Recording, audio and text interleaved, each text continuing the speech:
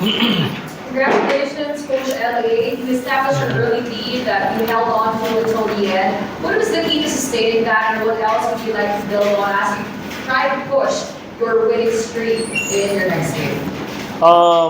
It's really, I always emphasize playing defense. No? So going into this game, I really challenged our players, my team, to really concentrate on getting stops and be solid on the half court defense. No, because we know that Converge can really score easily because of the talent that they have. No, so yun, challenge ko lang yung mga players ko to really to play defense, and basically I challenged them and I told them that this game is basically a playoff game for us.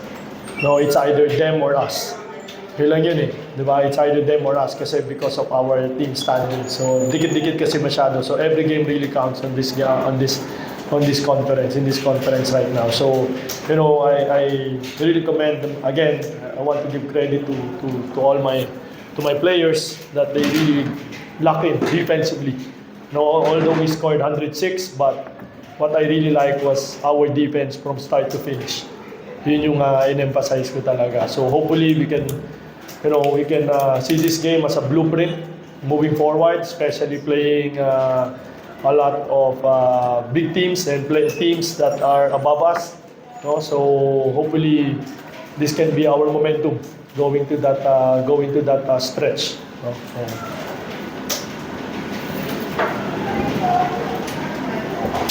Thank you, Coach LA. Now we would like to open the floor for friends from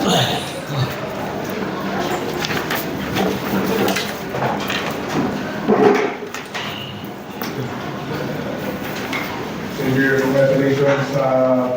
Xavier, since current, you guys have won 4 or 5.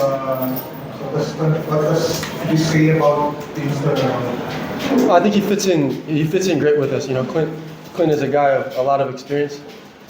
He's a guy that doesn't force it, so it's really easy to play for him. So we all kind of just find where we fit in and kind of fill in the gaps, But aside from Clint, we got a lot of talent on this team, so teams have to honor everyone we put on the floor, and so that's really a big plus for us. Those 4 wins were lopsided. In terms of the final score, were lopsided. What's your opinion about the defense? Do you cite that as one of the reasons for the turnaround? For sure. I think defense. Coach has said it. We have these wins because of our defense, and we'd have a few more if we kept them off the glass. So I think we did a better job tonight. We beat them on the offensive boards, which is big. We still had more turnovers, but I think just a lot of the stress is on our possessions and making sure we have as many or more than other teams. I don't know if that was the case tonight, but our defense definitely was the staple. How are you after that foul on Nueva? I'm all right. Coach, tingin lang rin ako sa question about kay Calvin sa hard ball case. Pwede ko ba namin malaman ano naman yung usapan ninyo ni Calvin during that ball situation? Wala, Calvin is just being Calvin.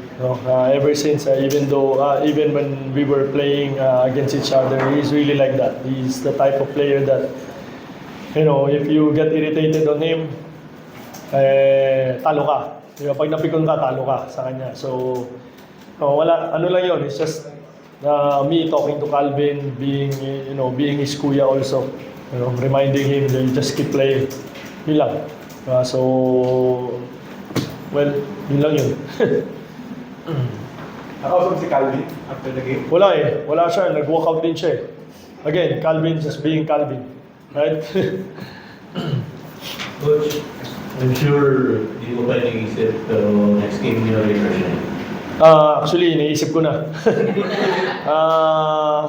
Well, Rhino Shine probably the best team right now in the PBA. Not because they have good. Given na magaling yung import nila, but I think they're locals. They prove that they can win without an import also. Diba? And more so na may import sila. So we really have to be great in everything that we do next game. We cannot afford to turn the ball over 16 times.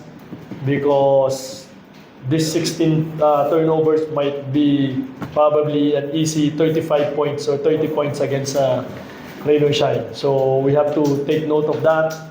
We have to be really better. No? And this week we're gonna be prepared going to Rain or Shine game. And I don't know if they have game in between this week, but they're fresh. They had a long break, I think. So, but we'll be ready. Definitely we'll be ready again. It's a challenge for us, another challenge for us. Just like what I've said, every game now for us is a playoff game.